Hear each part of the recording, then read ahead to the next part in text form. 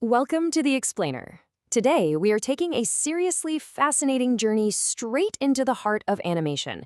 We're going to explore exactly how a simple, everyday idea transforms into a deeply emotional animated story.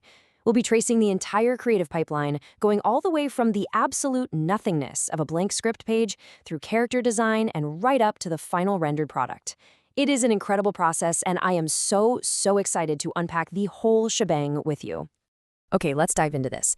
Have you ever actually stopped to wonder, what is it that makes us cry at a sequence of drawings? Seriously, how do mere lines, paired with some colors and sounds, manage to manipulate our deepest human emotions? Well, it's definitely not magic, and it's for sure not accidental. It is a meticulously crafted, highly structured process that leans heavily on psychology, visual semiotics, and just raw storytelling. To uncover exactly how animators pulled this off, we've got a structured pipeline to walk through today. We're going to cover 1. Writing the animation script, 2. Structuring the narrative arc, 3. Visually designing raw emotion, 4. Scoring the emotional scene, and finally, 5. Choosing your animation tools. All right, let's kick things off with section 1, writing the animation script, starting with that intimidating blank page. You know, turning loose ideas into concrete words is widely considered the single most underestimated moment in the entire animation process. When you actually start writing, pacing issues suddenly become glaringly visible, and characters might just stop behaving logically. Writing the script exposes all your weaknesses early on. It's the absolutely crucial foundation of our roadmap. We start by defining our target audience, that's point A, and we figure out their unmet needs. Then we set the goal, point B. To get from A to B without totally losing the viewer, we use storytelling. And throughout this explainer, we're going to anchor our analysis on a really touching Hindi story of two lifelong friends. Arav is the hardworking, dedicated son of a poor laborer, and Rohan is the highly privileged son of a wealthy village merchant. To understand exactly why a narrative like Arav and Rohan's works so incredibly well, consider this quote from author Chip Heath. "Stories are flight simulations for our brains." A script shouldn't just be a dry list of facts. Good storytelling captures attention, it engages the viewer, and it creates a real emotional swing. When you weave facts into a story, it essentially becomes a metaphorical flight simulation. It allows the audience to safely yet deeply experience the emotional stakes of the characters. Which brings us right to section 2, structuring the narrative arc and building that emotional journey. And this brilliantly illustrates how the absolute masters of emotion over at Pixar handled their narrative frameworks. Let's look at a comparison drawn directly from qualitative research on Pixar's films. On one hand, we have Ratatouille. Now, this uses a fast-paced, goal-driven intellectual arc all about societal ambition, set against a super colorful urban Paris backdrop.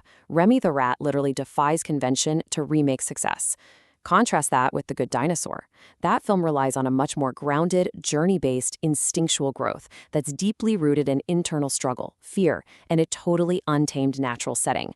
By tailoring the environment, urban versus rural or society versus nature, animators use anthropomorphism to humanize their subjects, foster audience identification, and build some seriously intense empathy.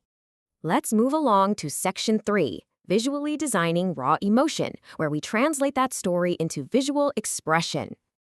Let's bring back our narrative anchor, the story of Arav and Rohan.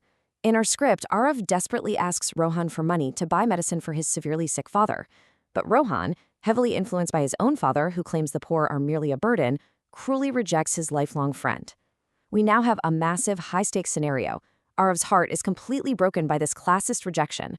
So the big question is, how do we actually draw that specific crushing heartbreak?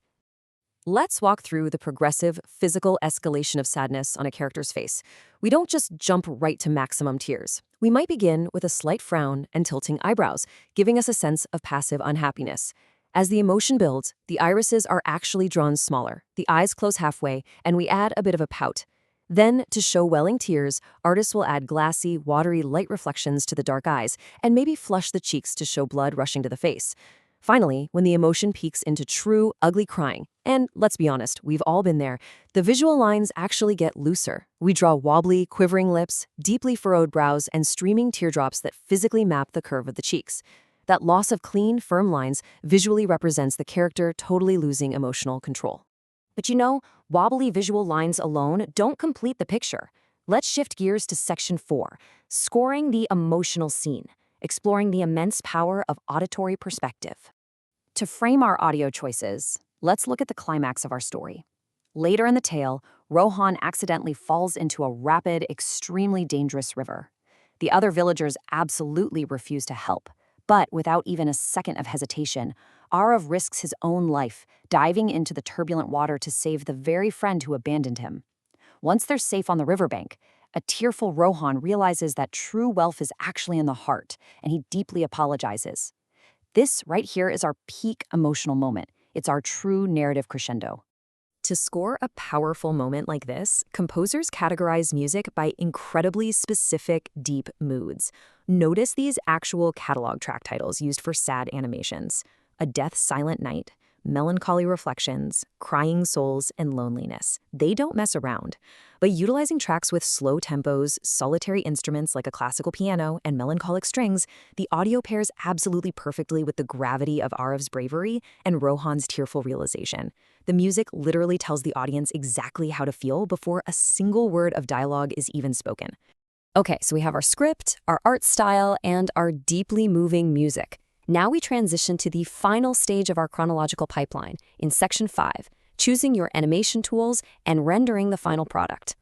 Now, what's really interesting here is how we can take 11 pretty complex software choices and break them down into 3 easy-to-digest categories based on your skill level. If you're a total beginner, platforms like Animaker, Vyond, and Powtoon offer intuitive, cloud-based drag-and-drop interfaces with thousands of templates ready to go.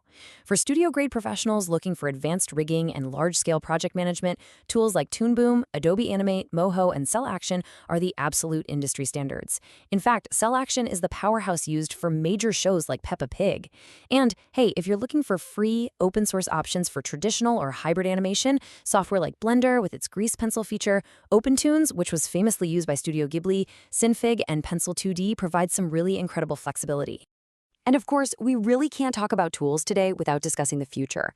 AI-powered animation represents a rapidly emerging trend where artificial intelligence is streamlining workflows like never before. We're talking everything from automated lip-syncing for voiceovers to generating full video scenes directly from simple text prompts. But remember, the human element still remains front and center. The writer still maintains the core vision and the creative judgment. AI is simply making the ability to create professional, highly emotionally resonant videos significantly more accessible to everyone. Which brings us to our final thought.